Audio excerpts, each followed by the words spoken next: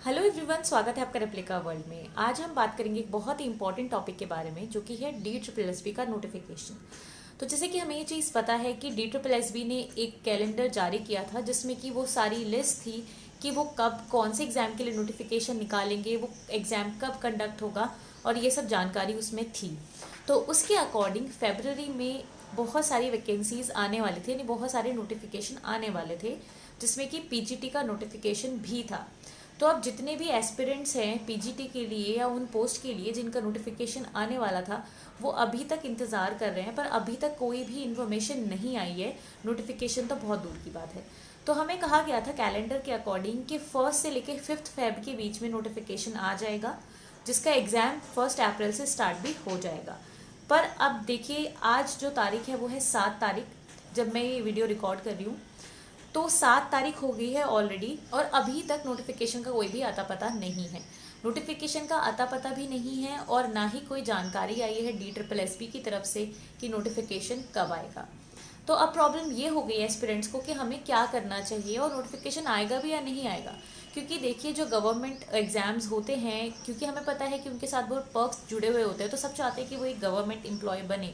उसके साथ साथ जो गवर्नमेंट एग्जाम्स होते हैं वो बदनाम भी होते हैं इस चीज़ को लेके कि नोटिफिकेशन जब कहा जाता है तब नहीं आता है, रिजल्ट में भी बहुत साल लगा देते हैं।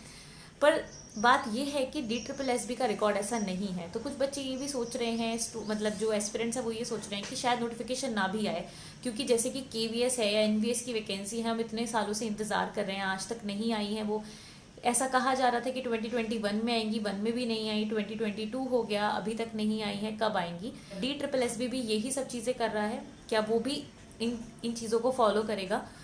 तो देखिए, ऐसा लगता तो नहीं है, क्योंकि DSSB का रिकॉर्ड रहा है कि वो हर साल एग्जाम कंडक्ट कराते हैं, चाहे वो टीचिंग पोस्ट के लिए हो या और पोस्ट के लिए हो। जब भी दिल्ली गवर्नमेंट की तरफ से उनको वैकेंसी मिलती है तो उनका काम ही, क्योंकि DSSB का ये है कि वो रिक्रूटमेंट कराते हैं, ठीक है।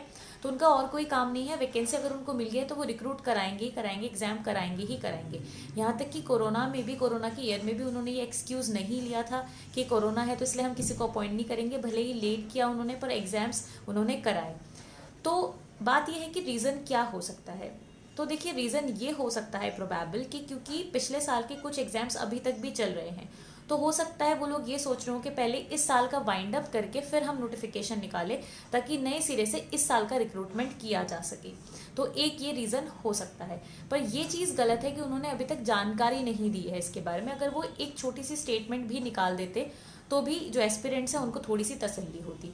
तो देखिए, आएगा ज़रूर नोटिफिकेशन, ऐसा बिल्कुल भी नहीं होगा कि 2022 का जो नोटिफिकेशन है पीजीटी के लिए हो या टीजीटी के लिए हो या किसी भी पोस्ट के लिए हो, वो ज़रूर आएंगे। हो सकता है थोड़ा लेट आए, तो इसलिए आपको हिम्मत हारने की ज़रूरत नहीं है। नोटिफिकेशन ज़रूर आएगा, ऐसा बिल्कुल भी नहीं होगा कि और जो एग्ज़ाम एजेंसीज़ हैं जैसे वो करती हैं डिले, ऐसे DSSB भी करेगी या नहीं नोटिफिकेशन रिलीज़ करेगी। तो ऐसा नहीं होगा, ज़रूर आएगा नोटिफिकेशन। अब बात आती है कि हमें इसमें क्या करना चाहिए, कि हम तैयारी करना छोड़ दें, नोटिफिकेशन तब आएगा तभी हमें पढ़ना स्टार्ट करना चाहिए? तो ऐसा बिल्कुल भी नहीं है। इस टाइम का यूज़ आप बहुत अच्छे से कर सकते हैं। देखिए, अगर हम कैलेंडर के अकॉर्डिंग भी देखें तो एग्ज़ाम का जो नोटिफिकेशन आना था वो फेब में आना था, यानी फेब के फर्स्ट वीक में, और एग्ज़ाम होना था अप्रैल के फर्स्ट वीक में। इसका मतलब बीच में सही से 2 महीने भी नहीं थे।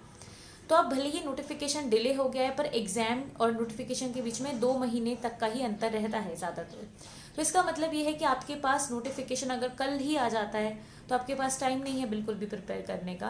तो जब तक नोटिफिकेशन नहीं आ रहा है तो आपको इसको भी एक अच्छा संकेत समझना है कि अब हमारे पास टाइम है, थोड़ा हम प्रिपेयर कर सकते हैं। तो आप प्रिपेयर करना अभी से स्टार्ट कीजिए, प्रिपरेशन अपनी शुरू कर दीजिए, क्योंकि सिलेबस बहुत ज़्यादा होता है। अगर हम बात करें पीजीटी की या किसी और एग्ज़ाम की भी अगर बात करें तो सिलेबस बहुत ज़्यादा होता है, साथ में रीजनिंग, मैथ्स और ये सब चीज़ें भी आती हैं, तो ये आसान नहीं है। तो इसीलिए इनकी प्रैक्टिस अभी से हमें स्टार्ट करनी पड़ेगी, क्योंकि सिलेबस जल्दी कवर करके हमें मॉक भी करने पड़ते हैं। तो इसलिए इस टाइम का यूटिलाइजेशन आप करिए अपनी पढ़ाई के लिए, इसको वेस्ट मत करिए और डिप्रेशन में बिल्कुल मत आइए, बिल्कुल निराश मत होइए। नोटिफिकेशन जल्दी ही आएगा। इसी तरीके की इन्फॉर्मेशन आपको इस चैनल पर मिलती रहेंगी। अगर आपको ये वीडियो अच्छी लगी हो तो लाइक ज़रूर करें, शेयर करें और रेप्लिका वर्ल्ड को सब्सक्राइब करें।